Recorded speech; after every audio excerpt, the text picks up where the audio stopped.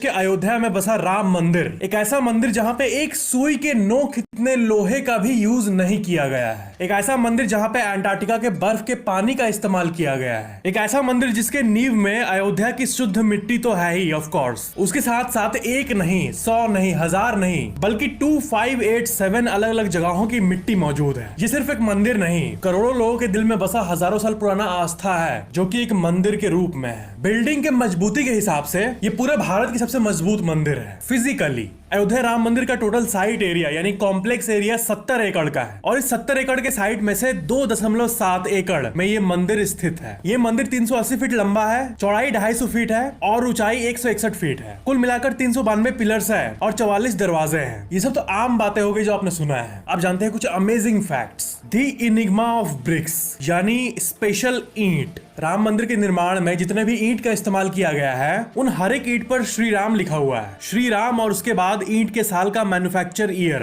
कहा जाता है कि राम सेतु बनाने वक्त भी हर एक पत्थर पर श्री राम लिखा गया था। इसी भावना को यहाँ भी कंटिन्यू किया गया है। ईंट पर श्री राम लिखा हुआ ये तो आस्था का एंगल हो गया, लेकिन इन ईंट का टेक्नोलॉजिकल एंगल भी है। इस मंदिर में जितने भी ईंट का इस्तेमाल हुआ है वो रोज जो आप सामान्य ईंट देखते हो वो ईंट नहीं है, बल्कि एक स्पेशल फॉर्मूले से बना ईंट है जो कि सामान्य ईंट से 4 से 5 गुना ज्यादा मजबूत है। वो कहते हैं ना बेस्ट ऑफ टेक्नोलॉजी यानी हाईएस्ट लेवल ऑफ ब्रिक जो हमारे दुनिया में एग्जिस्ट करती है वो इस्तेमाल हुआ है। यानी अभी के समय में जो इंसान के पास बेस्ट अवेलेबल और रियलिस्टिकली पॉसिबल टेक्नोलॉजी है उसका इस्तेमाल किया गया है इन ईंट को बनाने में। राम मंदिर में लोहे का इस्तेमाल 0% हुआ है। राम मंदिर के निर्माण में जानबूझकर लोहे का यूज नहीं किया गया है। लोहे का यूज नहीं किया गया है, फिर भी ये भारत का सबसे टेक्नोलॉजिकली एडवांस्ड मंदिर है। इस मंदिर को ट्रेडिशनल रूप में मॉडर्न टेक्नोलॉजी से बनाया गया है, ओल्ड स्टाइल में बनाया गया है, क्योंकि लोगों को ओल्ड वाइब ही चाहिए था। Old design using the best of technology. इस मंदिर में पिंक सैंडस्टोन नामक पत्थर का यूज किया गया है जो कि राजस्थान से मंगवाया गया था। इस पिंक सैंडस्टोन नामक पत्थर में फेल्डस्पार और क्वार्ट्ज नामक 2 मिनरल्स की मात्रा बहुत ज्यादा होती है। कंफ्यूज मत हो, साफ सीधा मतलब ये है कि पिंक सैंडस्टोन में इन दोनों मिनरल्स के ज्यादा होने के चलते ये धरती पे मौजूद सबसे वेदर रेजिस्टेंस और सबसे मजबूत पत्थरों में से एक बन जाते हैं। बुरे से बुरे वेदर को भी ये मंदिर झेल लेगा। और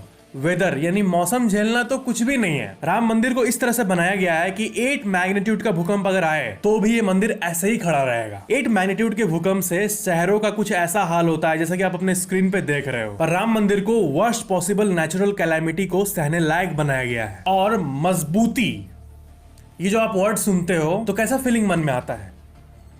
एकदम स्ट्रॉन्ग। उस स्ट्रॉन्गनेस का डेफिनेशन है ये मंदिर। ये मंदिर इतना मजबूत है फिजिकली। विश्व का आज तक का सबसे बड़ा भूकंप साउथ अमेरिका के चिली में आया था जिसकी तीव्रता 9.2 थी। इससे बड़ा भूकंप आज तक इतिहास में नहीं आया है। 9.2 तीव्रता ये हाईएस्ट है जो इंसानों ने महसूस किया है। इसके आसपास का तीव्रता भी राम मंदिर सह लेगा। और आर्किटेक्ट्स ने यह भी कहा है कि इस बिल्डिंग की उम्र 1000 वर्ष से भी ज्यादा है। यानी 2024 में 1000 साल जोड़ दो, 3024। इस साल तक ये मंदिर ऐसे ही का ऐसे ही खड़ा रहेगा और उसके बाद ही कभी रिकंस्ट्रक्शन की जरूरत पड़ेगी। आपके आगे की हर एक पीढ़ी की उम्र 100 साल माने तो आपकी 10 जनरेशंस पार हो चुकी होगी और मंदिर ऐसे ही का ऐसे ही खड़ा रहेगा। The base, the divine powers of 2587 places यानी 2587 अलग अलग जगहों की दिव्यता। राम मंदिर के जो बेस है यानी नींव, वहां 2587 अलग अलग पवित्र जगहों की मिट्टी का इस्तेमाल किया गया है, जैसे झांसी, यमुनोत्री, वैष्णो देवी, चित्तौड़गढ़, गोल्डन टेम्पल और भी बहुत सारे। नंबर पे ध्यान देना,